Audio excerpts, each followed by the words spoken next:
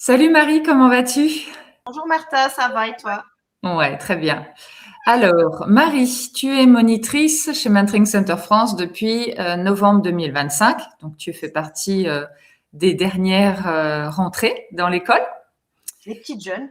Ouais. Peux-tu nous dire où est-ce que tu es située en France, s'il te plaît?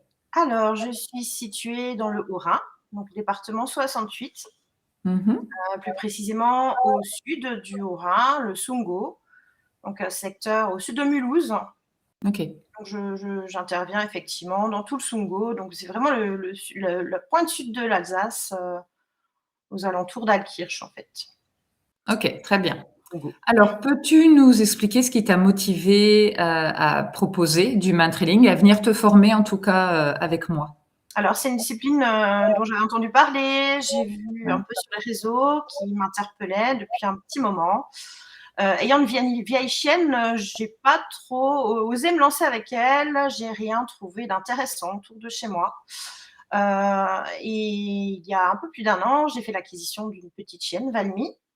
Et ça a été ma première action, je crois, c'est de contacter un ancien collègue Ouais. qui fait partie de l'équipe Men Training Center France, Sébastien.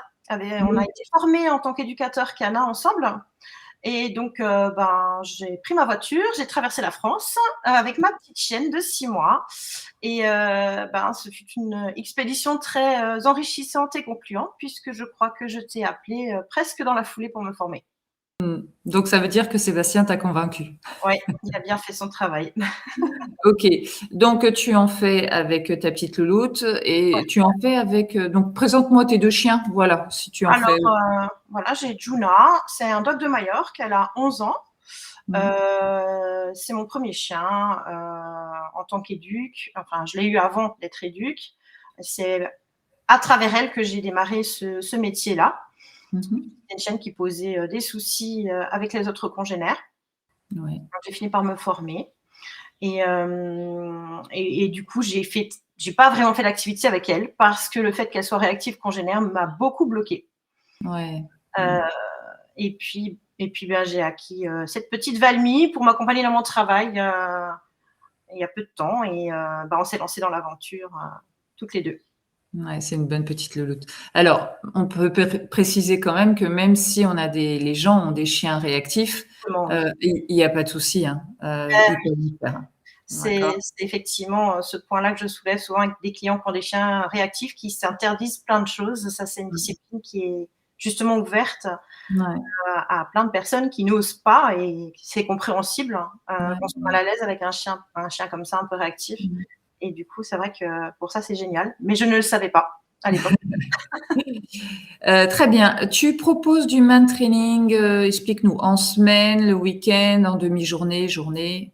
Alors, je propose de temps en temps en semaine, Ouais. principalement le mercredi, les vendredis après-midi, mais également le week-end, soit les samedis matins, soit après-midi.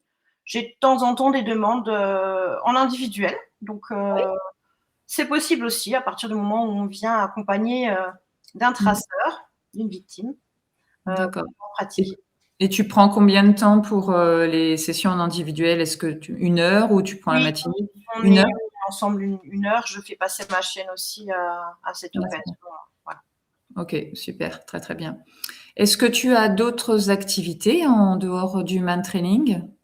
Principalement de l'éducation canine, Ouais. un peu de pet sitting, ça a été par là que j'ai démarré aussi mon Mmh. entreprise. Et je travaille également en tant qu'intervenant en médiation par l'animal. Donc, avec lapin, cochon d'Inde, poule et ma petite chienne qui m'accompagne aussi, donc d'où Marie et compagnie. Donc, D'accord, et tu vas où? Dans des EHPAD, avec les enfants? principalement, ouais, dans des EHPAD. J'ai des contrats à l'année et puis j'interviens ponctuellement dans des périscolaires ou dans des écoles aussi, en fonction de projets pédagogiques. J'interviens en tant que support là. OK, sympa, avec tous tes petits animaux. C'est ça. Ça marche. Est-ce que tu veux échanger sur quelque chose qui te tient à cœur sur le man training? Eh ben, pour moi, ça a été un vrai déclic, une vraie passion qui m'a prise là avec ma petite chienne. Je trouve qu'effectivement, le fait que ce soit ouvert à tous et à toutes les problématiques des chiens, c'est vraiment ce qui en fait quelque chose de chouette. Donc, c'est vrai que ma chaîne a énormément progressé, hein, et quand même, c'est quand même une chaîne qui est craintivement à la base. Ça a été Oui. une vraie béquille pour elle. Ça a été vraiment exceptionnel ce que ça lui a apporté. Ne serait-ce qu'une journée déjà avec Sébastien, ça a été un vrai tremplin. Mmh. J'aime beaucoup cette discipline aussi parce que c'est ludique, c'est convivial. Oui, très.